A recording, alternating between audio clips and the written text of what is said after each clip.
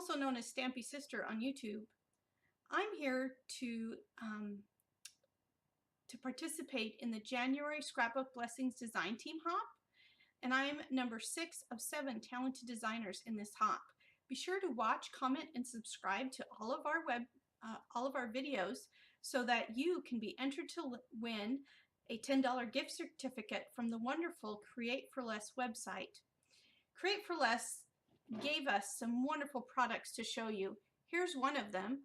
They gave us these dual-tipped markers.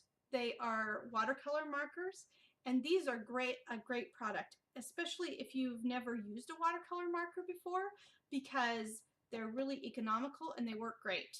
So that is a lot of fun. The other product that I used in my video from Create for Less is this wonderful Centauro Gorgeous Girl stamp.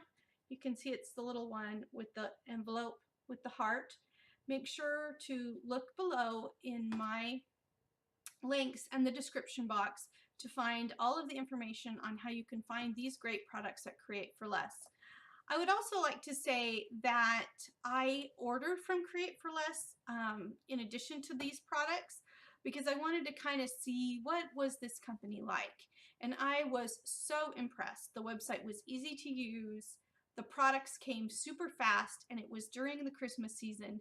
They were here in, I think, less than a week, and they came from Oregon to Alabama. So I was super excited about this company, and I'm sure that I will be ordering from them again. So just sit down, relax, and enjoy the hop. Alright, so my first recommendation is to use watercolor paper when you're dealing with watercolor markers. As you can see, I'm using my VersaFine, which is a good oil-based pigment ink, so it won't run. And I'm stamping with my little Gorgeous Girl. And now I've pulled out those watercolor markers, and I'm gonna really kind of just speed it up and shorten this a bit, because there are tons of tutorials on how to use watercolor markers, but basically the way that I use them is I just sort of color the places I want it to be dark, as you can see there, and then I add water. Oh, notice my son's bird is on the table pestering me there.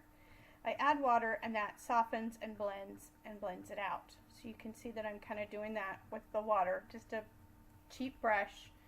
And then I come back in with the marker and re-darken the areas right on the wet paper. Again, watercolor paper makes all the difference. If you color with these markers on regular cardstock, they won't blend out like this. You have to use watercolor paper. But all I have here is that really cheap Michael's watercolor paper that's like $5 for a pad.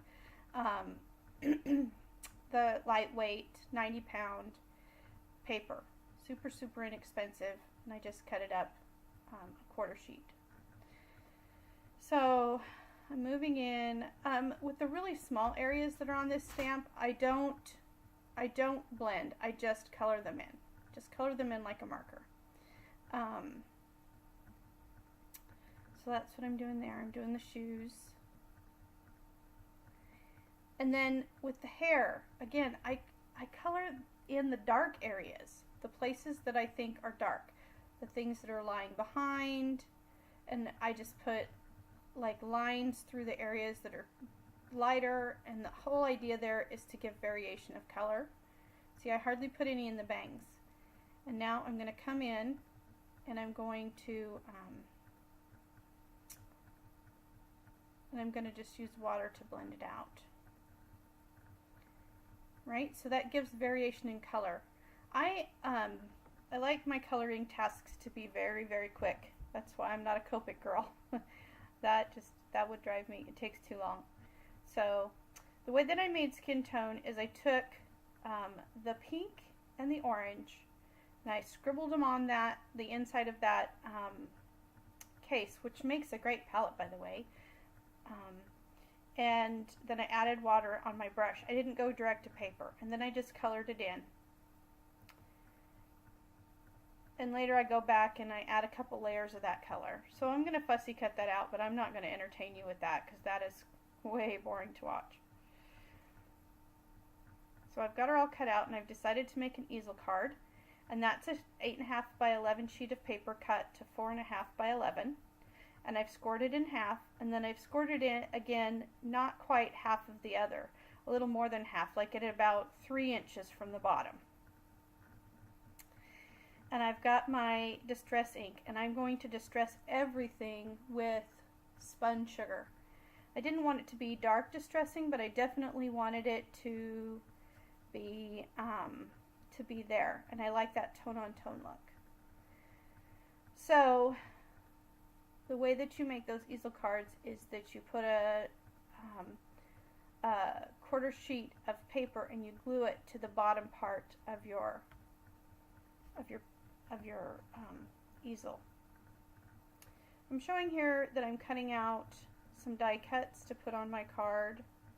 This is just a piece of blue cardstock, a scrap. It's old Club Scrap cardstock. It's super textured, and I love that about Club Scrap's cardstock. And these dies, I believe most of them are 2 years old from the Maggie Holmes collection. I got them on a discount a couple years ago. The heart is Spellbinders, I believe. So I'm just running that through my die cutter and pulling them up.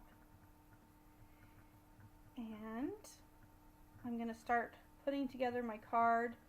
The paper that I've used was some really old Valentine's paper from Authentique, and this is a doily that I got at the thrift store. So I'm starting to plan my card and think about what I want to do. I decided I wanted to make that arrow silver colored, so I got out my Brilliance ink. Brilliance ink is a pigment-based ink that dries permanent. It's super awesome. So I just dipped it in there to make that blue arrow silver. Now I decided I wanted my doily to be in the spun sugar color, so I'm just direct to paper. I tried first with the sponge, but it wasn't doing what I wanted, so I just went direct to paper. And so I'm gluing this on, and I'm sorry I'm a little out of frame there. I was way too zoomed in on this. But I'll pull it down here in a second. I'll realize what's going on and pull it down. So I'm going to take this heart and I'm going to pop it up on some dimensional foam. See there, I brought it down for you. And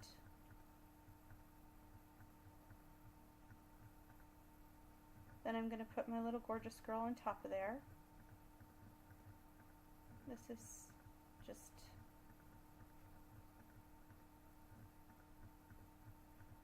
I use wet glue because I live in an extremely wet climate, and dry adhesives don't work well in a wet climate.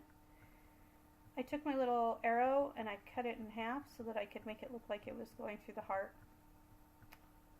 And it's that pretty silver color. You can kind of see it shining there.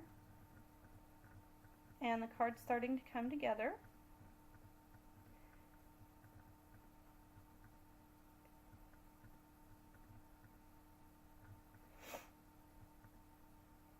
So now I'm going to put the little prop thing together. And I take the Love You die cut and make it silver also.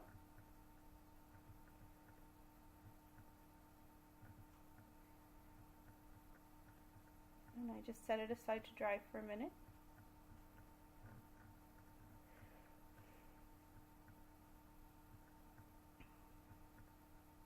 And I've got my little strip of paper, and I'm going to put that little envelope die cut because it emphasizes the envelope in her hand. And then I realized putting it up that high makes it difficult for the thing to work, so I moved it down. Makes it difficult for the easel part to work. So I moved it down, and now I'm just going to apply the last little bits of die cuts to my piece. And I've got a pair of tweezers to help me do that.